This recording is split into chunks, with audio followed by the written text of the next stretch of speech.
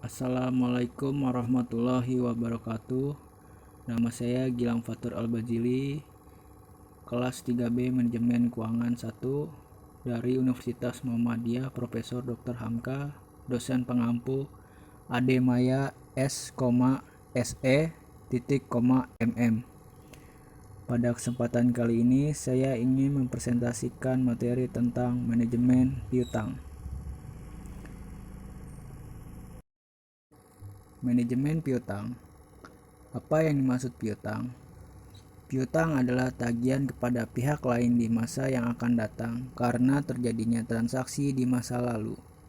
Walaupun pada dasarnya semua perusahaan dagang atau industri menginginkan penjualan cash, tetapi karena adanya keterbatasan daya beli masyarakat atau alasan lainnya dilakukan penjualan secara kredit. Penjualan secara kredit akan dapat meningkatkan omset penjualan. Akan tetapi, memiliki risiko tertundanya penerimaan kas sehingga membutuhkan investasi yang lebih besar. Selain itu, dapat juga mengakibatkan kerugian karena menunggak atau bahkan tidak tertagih. Semakin lama piutang tertunggak, akan semakin besar investasi yang dibutuhkan. Selanjutnya ada jenis-jenis piutang.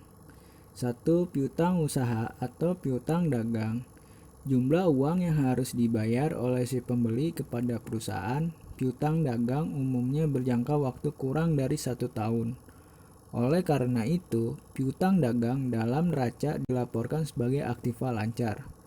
2. Piutang wesel atau piutang pendapatan. Piutang yang tidak timbul dari penjualan sehari-hari.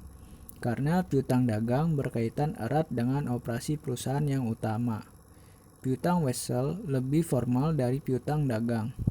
Piutang wesel bisa juga timbul karena transaksi peminjaman uang. Yang ketiga, piutang lain-lain, antara lain yaitu piutang pegawai, piutang yang timbul atas penjualan aset tetap. Baik, selanjutnya kita akan lebih fokus kepada piutang dagang. Piutang dagang atau account receivable merupakan tagihan perusahaan kepada pelanggan atau pembeli atau pihak lain yang membeli produk perusahaan. Piutang dagang muncul karena adanya penjualan kredit. Kebijakan penjualan kredit yang akan menimbulkan biaya bagi perusahaan. Maka dari itu, manajemen piutang merupakan pengelolaan piutang agar kebijakan kredit mencapai optimal, yaitu tercapainya keseimbangan antara biaya yang diakibatkan oleh kebijakan kredit dengan manfaat yang diperoleh dari kebijakan tersebut. Penentuan besarnya piutang. Besarnya investasi pada piutang yang muncul di perusahaan ditentukan oleh dua faktor, yaitu yang pertama adalah besarnya persentase penjualan kredit terhadap penjualan total. Yang kedua adalah kebijakan penjualan kredit dan jangka waktu pengumpulan piutang atau jangka waktu penagihan piutang. Penilaian resiko kredit. Resiko kredit adalah resiko tidak terbayarnya kredit yang telah diberikan kepada para langganan. Oleh karena itu, banyak perusahaan yang berusaha mengurangi resiko kredit dengan memperhatikan 5C sebelum memberikan persetujuan kredit. 5C yaitu yang pertama, karakter. Kemungkinan dari para pelanggan secara jujur berusaha memenuhi kewajibannya. Yang kedua, capacity.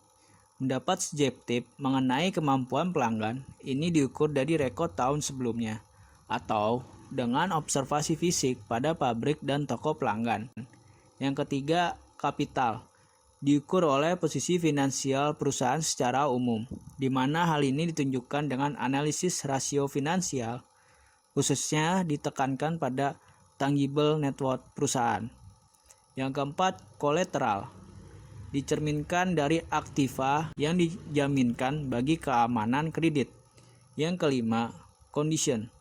Menunjukkan pengaruh langsung dari tren ekonomi pada umumnya terhadap perusahaan atau perkembangan khusus dalam bidang ekonomi yang mempengaruhi efek terhadap kemampuan pelanggan untuk memenuhi kewajibannya. Di sini ada ilustrasi. Membuka toko yang menyediakan yaitu sembako. Tanggal 1 Januari tahun 2012, kebijakan kredit ditetapkan sebesar 20% dan penjualan total dengan jangka waktu pengembalian 10 hari. Apabila penjualan rata-rata per hari sebesar 100.000, maka besarnya penjualan kredit pada tanggal 1 Januari tahun 2012 adalah sebesar Rp20.000. Oleh karena itu, pada tanggal 1 Januari muncul piutang sebesar Rp20.000. Selama 10 hari, piutang menjadi Rp200.000 dikalikan 10 hari dengan piutang per harinya Rp20.000, maka Rp200.000. Pada hari ke-11, tanggal 11 Januari tahun 2012, piutang bertambah sebesar Rp20.000. Namun ada pengembalian piutang sebesar Rp20.000 dari penjualan yang terjadi tanggal 1 Januari tahun 2012. Demikian juga pada tanggal 12 Januari dan seterusnya. Piutang kita bertambah sebesar Rp20.000, namun ada pelunasan piutang sebesar Rp20.000 sehingga piutang akan konstan sebesar Rp200.000. Piutang yang ditimbulkan karena penjualan kredit akan menentukan besar tingkat perputaran piutang. Perputaran piutang merupakan periode terkaitnya piutang, sejak terjadinya piutang tersebut sampai piutang tersebut dapat ditagih dalam bentuk uang kas dan akhirnya dapat diberikan kembali menjadi persediaan dan dijual secara kredit menjadi piutang kembali. Secara skematis, perputaran piutang dapat dilihat pada skema berikut. Piutang, kas, persediaan, penjualan kredit. Tingkat perputaran piutang ini mempunyai efek terhadap besar kecilnya modal yang tertanam dalam piutang. Makin tinggi perputaran piutang berarti modal yang tertanam dalam investasi makin kecil, karena dana yang tertanam dalam piutang semakin cepat kembali sebagai kas masuk. Kas masuk ini selanjutnya digunakan lagi untuk membeli persediaan barang yang kemudian dijual lagi. Demikian ada ruang lingkup manajemen piutang. Yang pertama, kebijakan pemberian kredit dan lamanya pengumpulan piutang sangat mempengaruhi pengelolaan piutang. Yang kedua, kebijakan pemberian kredit dan jangka waktu pengumpulan piutang tersebut pada akhirnya dapat digunakan untuk menentukan besarnya persentase penjualan kredit terhadap penjualan total. Di sini ada faktor-faktor yang mempengaruhi besarnya investasi dalam piutang. Yang pertama, volume penjualan kredit. Semakin besar volume penjualan kredit, makin besar investasi yang tertanam dalam piutang. Yang kedua, syarat pembayaran atau termin. Semakin lama masa kredit, semakin besar investasinya. Yang ketiga, ketentuan tentang pembatasan kredit. Batasan kredit dapat berupa kuantitatif atau plafon kredit. Semakin besar kredit berpelanggan, makin besar investasi yang diperlukan.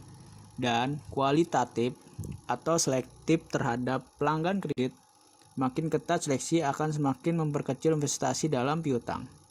Yang keempat, kebijakan pengumpulan piutang. Pengumpulan piutang dapat bersifat aktif atau menggunakan debt collector. Pengumpulan piutang lebih tepat waktu tetapi perlu tambahan biaya pengumpulan piutang. Atau pasif, yaitu keyakinan bahwa debitur menepati janji, maka resiko tertunggaknya piutang lebih besar. Yang kelima, kebiasaan membayar dari para langganan. Apabila sebagian besar pelanggan membayar pada masa diskon, yaitu termin 2/10N/30, maka membutuhkan investasi lebih kecil. Tetapi jika pelanggan membayar pada hari ke-30 atau bahkan menunggak, perlu investasi yang besar. Bagaimana cara pengelolaan pengumpulan piutang? Yang pertama, pengelolaan pengumpulan.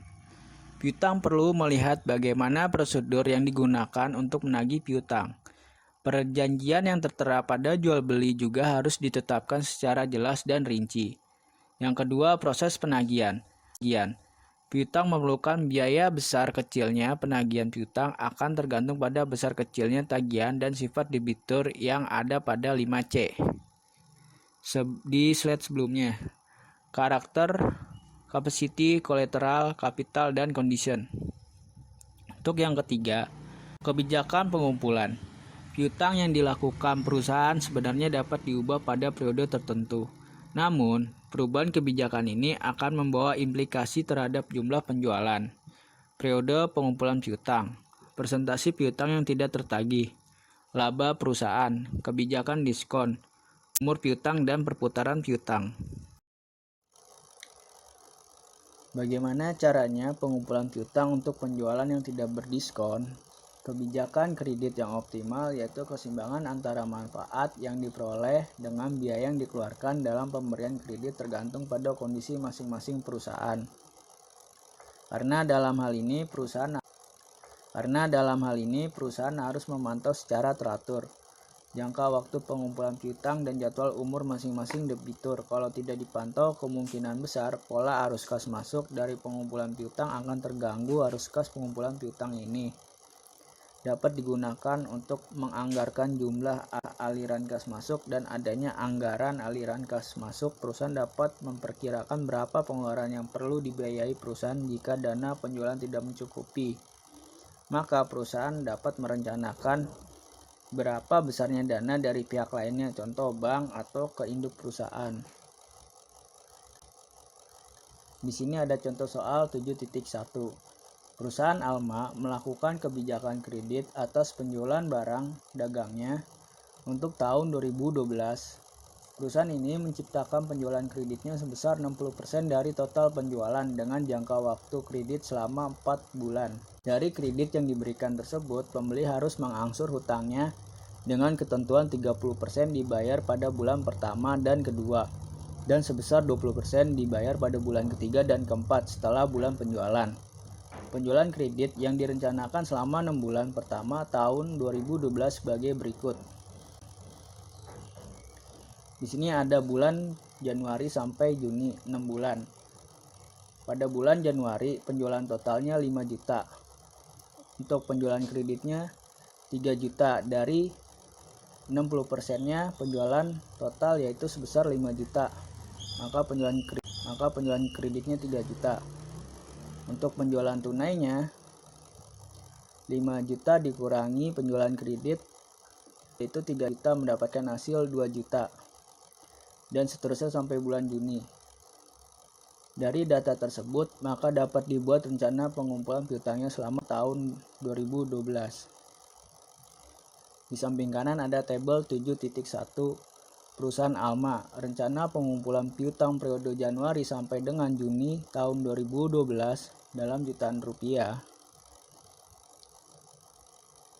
Di sini ada bulan penjualan kredit, bulan pengumpulan piutang Januari sampai Juli. Berarti untuk bulan Januari sebesar 3.000. Di kolom Januari itu tidak ada karena di situ baru mulainya transaksi penjualan. Maka akan diangsur pada bulan pertamanya itu Februari sebesar 900 di bulan pertama itu. Di bulan kedua Maret sebesar 900. Di bulan ketiga April sebesar 600, di bulan Mei sebesar 600. Dan Februari penjualan kreditnya sebesar 3.000. Di bulan Februari karena penjualan awalnya itu di bulan Februari jadi tidak ada, maka diangsur pada bulan Maret yaitu sebesar 900 di bulan pertama. Di bulan kedua April sebesar 900, di Mei sebesar 600, di Juni 600. Maret, April, Mei, Juni menggunakan cara yang sama untuk pengisiannya. Maka penjualan kredit total seluruhnya 22.800. Untuk Januari 0 karena masih bulan penjualan yang pertama tidak mendapatkan hasil pengumpulan piutangnya. Untuk bulan Februari totalnya 900. Di bulan Maret total seluruhnya 1.800. Di bulan April total seluruhnya 2.580. Di bulan Mei 3.360. Di bulan Juni totalnya 3.840. Di bulan Juli 4.320. Cara pengerjaannya dilihat dari keterangan.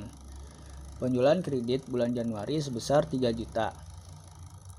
Untuk penerimaan bulan pertama, piutang bulan Februari sebesar 30% dikali penjualan kreditnya 3 juta, maka mendapatkan hasil 900. Untuk di bulan kedua, penerimaan piutang bulan Maret masih menggunakan ketentuan angsuran sebesar 30% dikali 3 juta, maka hasilnya 900.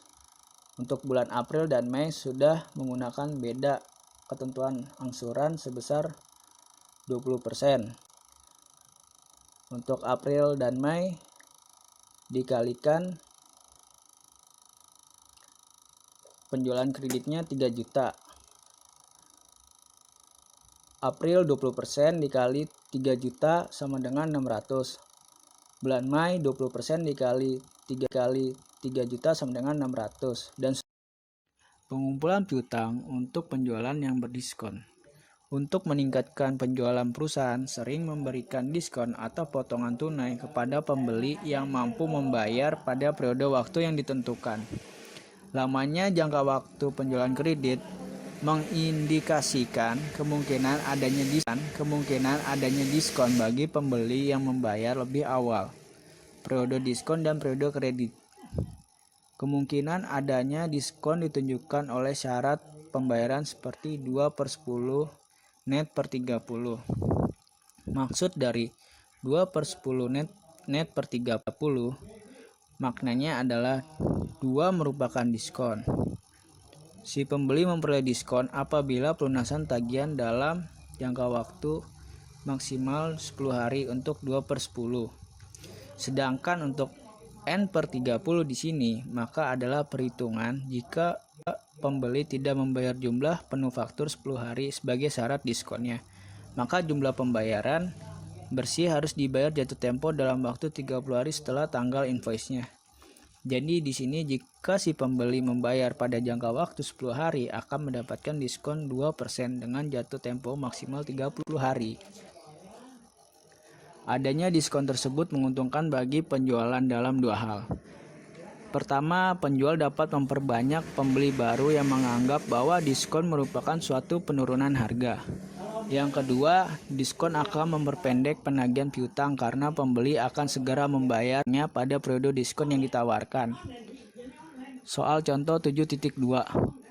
Apabila perusahaan Alma, sebagaimana contoh 7.1, melakukan kebijakan penjualan kredit yang berdiskon dengan syarat 5/20 net per 60, maka untuk tahun 2012, perusahaan menetapkan penjualan kreditnya sebesar 60% dari total penjualan dengan jangka waktu kredit selama 4 bulan. Dari pengalaman penjualan kredit dengan diskon yang diberikan kepada pembeli, cara pembayarannya adalah sebagai berikut.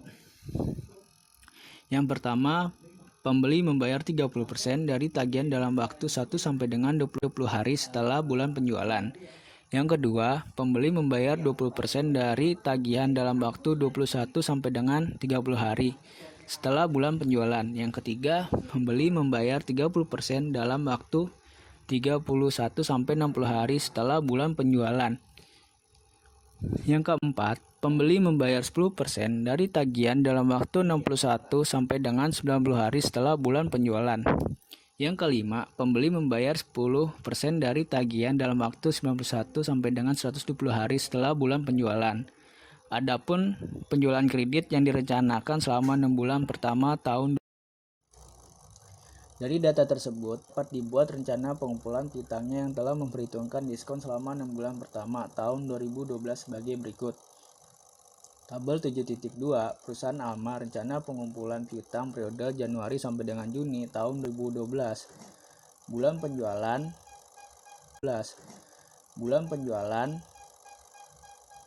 kredit, bulan pengumpulan piutang Januari sampai dengan Juli.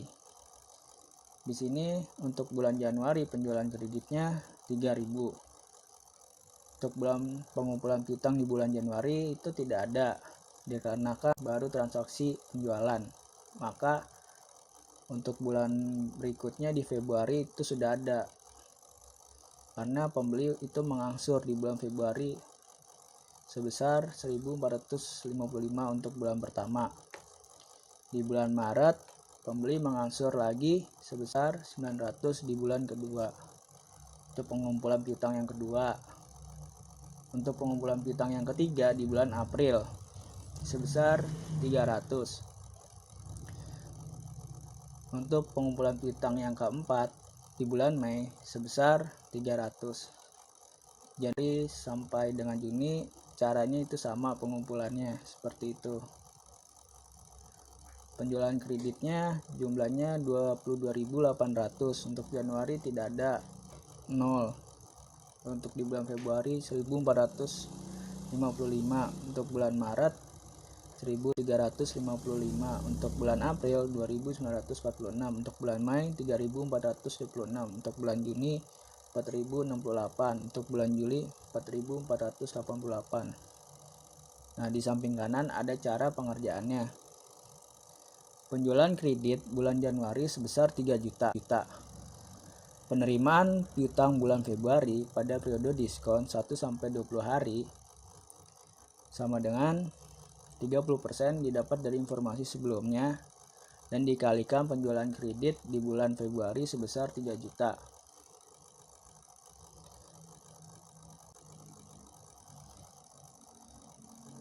Di bulan Januari sebesar 3 juta sama dengan 900. Diskonnya 5% dikali 900 dari hasil yang tadi, maka sama dengan 45.000 dikurangi mendapatkan hasil 855.000 rupiah. Untuk periode tidak berdiskon 21-30 hari sama dengan 20% dari informasi sebelumnya dikali penjualan kredit di Januari 3 juta mendapatkan hasil sebesar 600.000. Jumlah penerimaan piutang bulan Februari maka ditambahkan 1.455 itu didapat dari bulan yang dikenakan diskon dan tidak dikenakan diskon di bulan Februari. Untuk penerimaan piutang bulan Maret sebesar 30% dikali 3 juta penjualan kreditnya maka mendapatkan hasil 900. Untuk penerimaan piutang bulan April sebesar 10% dikali 3 juta penjualan kreditnya maka mendapatkan hasil 300.000. Untuk penerimaan piutang bulan Mei 10% dikali 3 juta mendapatkan hasil 300.000. Untuk penjualan kredit bulan Februari, bulan Maret sampai dengan Mei dan seterusnya itu masih menggunakan cara yang sama. Risiko penjualan kredit. Keberhasilan atau kegagalan kebijakan penjualan kredit yang terutama tergantung pada permintaan atas produk yang dijualnya. Semakin tinggi permintaan atas produk yang ditawarkan, maka semakin menguntungkan penjualan produk yang bersangkutan. Kebijakan penjualan secara kredit akan meningkatkan penjualan perusahaan, tetapi juga menimbulkan risiko. Namun, beberapa risiko yang mungkin timbul dengan kebijakan kredit ini yaitu periode pengumpulan piutang yang tidak tepat, piutang yang tidak tertagih, besarnya investasi yang tertanam dalam piutang tidak seimbang dengan manfaat yang diperoleh dari kebijakan kredit tersebut. Lanjutan dari risiko penjualan kredit. Untuk mengurangi dan memperkecil risiko penjualan sebelumnya, perusahaan dapat menilai calon debitur berdasarkan 5C. Yang pertama, karakter, kapital, collateral, capacity, dan condition. Sebagaimana telah dijelaskan di slide ke-6. Di samping itu, perusahaan juga perlu memperkirakan besarnya risiko yang mungkin akan dialami berdasarkan pengalaman masa lalu dengan menganalisa persentase besarnya piutang yang tidak tertagih dan mengklasifikasikan pelanggan menurut lamanya umur piutang. Di sini ada contoh soal 7.3. Misalnya, suatu perusahaan akan meningkatkan penjualan kreditnya sebesar 10 juta dengan jangka waktu kredit maksimal 4 bulan atau 120 hari. Berdasarkan pengalaman, piutang yang tidak dapat ditagih atau kredit macet dikaitkan dengan umur piutang adalah sebagai berikut. Tabel 7.3 Umur piutang, penjualan kredit, dan kredit macet. Umur piutang perharinya dari 0 sampai 20 hari. Di sini ada yang kedua 21 sampai 30, yang ketiga 31 sampai 60 hari, yang keempat 61 sampai 90 hari, yang kelima 91 sampai 120 hari. Untuk yang pertama 0 sampai 2 hari, penjualan kreditnya 50% dari penjualan kreditnya sebesar 10 juta. Maka jumlahnya 5 juta. Piutang tidak tertagih di sini ada 1%. Maka jumlahnya 50.000. 50.000 itu dapat dari penjualan kredit yang sebelumnya itu 5 juta dikalikan 1%. Dan seterusnya seperti itu caranya. Maka jumlah penjualan kredit sebesar 10 juta. Untuk piutang tidak tertagih sebesar 240.000. Tabel di atas menunjukkan bahwa risiko besarnya piutang yang tidak tertagih atau bad debt adalah 240.000 atau sebesar 240.000 dibagi 10 juta dikali 100%, maka hasilnya 24%. Apabila tambahan barang yang dijual secara kredit tersebut memiliki harga pokok penjualan sebesar 7 juta dan mengakibatkan bertambahnya biaya operasi sebesar 1 juta, maka manfaat atau keuntungan yang diperoleh adalah tambah penjualan kredit itu 10 juta, harga pokok penjualan 7 juta, tambahan laba kotor itu 3 juta. Dapat dari 3 juta itu dikurangi oleh penjualan kredit dan HPP, maka hasilnya 3 juta. Tambahan biaya operasi sebesar 1 juta. Tambahan keuntungan maka 2 juta. 2 juta ini dapat dari laba kotor dikurangi biaya operasi. Piutang tidak tertagih sebesar 240.000. Tambahan keuntungan bersihnya jadi 1.760.000. Selanjutnya ada kebijakan penambahan jangka waktu kredit. Kebijakan perusahaan untuk menambah penjualan kredit dapat dilakukan dengan memperpanjang waktu pengembalian kredit. Kebijakan ini akan meningkatkan penjualan yang berasal dari pelanggan lama dan masuknya pelanggan baru. Perpanjangan jangka waktu kredit dibenarkan apabila hasil return yang diharapkan dari perpanjangan waktu kredit tersebut lebih besar daripada biaya yang harus dikeluarkan akibat kebijakan tersebut.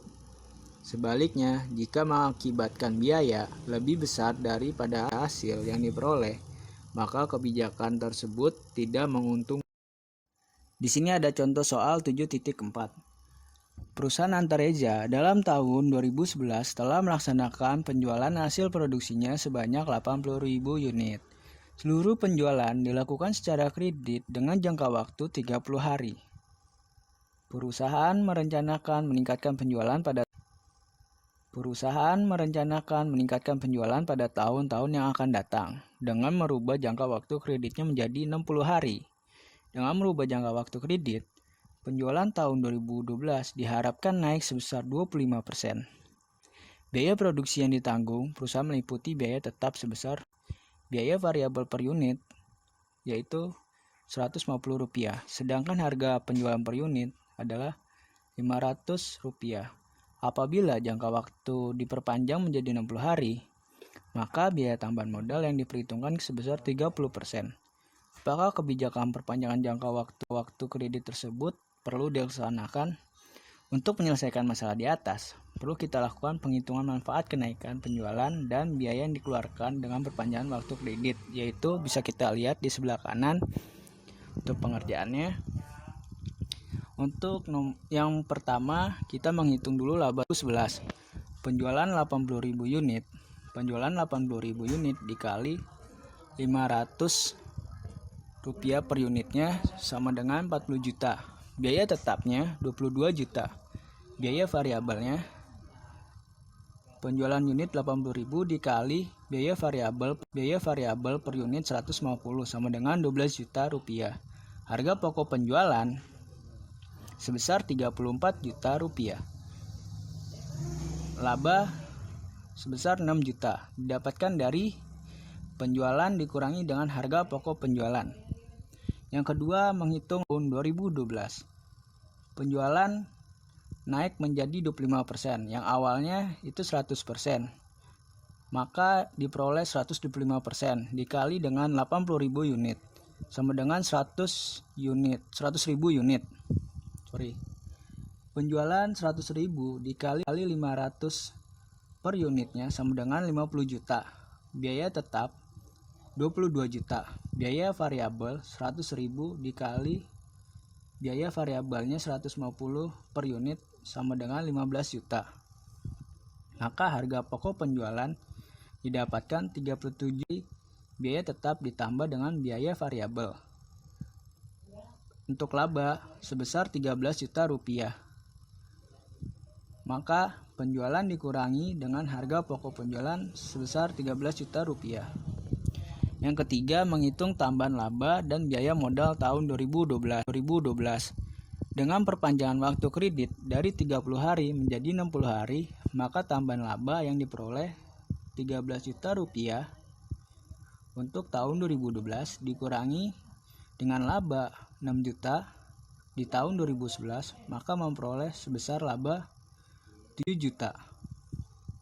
Sedangkan tambahan biaya modal dengan tambahan investasi piutang dapat dihitung sebagai berikut. Investasi piutang tahun 2011 30 hari dikali harga pokok penjualan tahun 2011 34 juta dibagi 360 hari atau per tahunnya sama dengan 2,8 juta. Untuk investasi piutang tahun 2012 30 hari dikali 37 juta dibagi 360 hari atau per tahun sama dengan 6,1 juta. Tambahan modal investasi yaitu sebagai berikut: 6,1 juta dikurangin 2,8 sama dengan 3,3 juta. Untuk tambahan biaya modal sebesar 30% dari informasi yang sebelumnya dikali tambahan modal investasi 3,3 juta sama dengan 999.000 rupiah atau dibulatkan menjadi 1 juta. Dari penghitungan tambahan laba dan tambahan biaya di atas, ternyata perpanjangan jangka waktu kredit akan menghasilkan tambahan laba sebesar 7 juta. Lebih besar dibanding tambahan biaya modalnya, yaitu 1 juta rupiah. Oleh karena itu, kebijakan. Terima kasih atas perhatiannya. Kurang lebihnya mohon maaf. Demikian akhir presentasi saya. Semoga bermanfaat untuk kita semua. Semoga apa yang disampaikan barusan adalah awal untuk kita menerjang badai kehidupan. Terima kasih.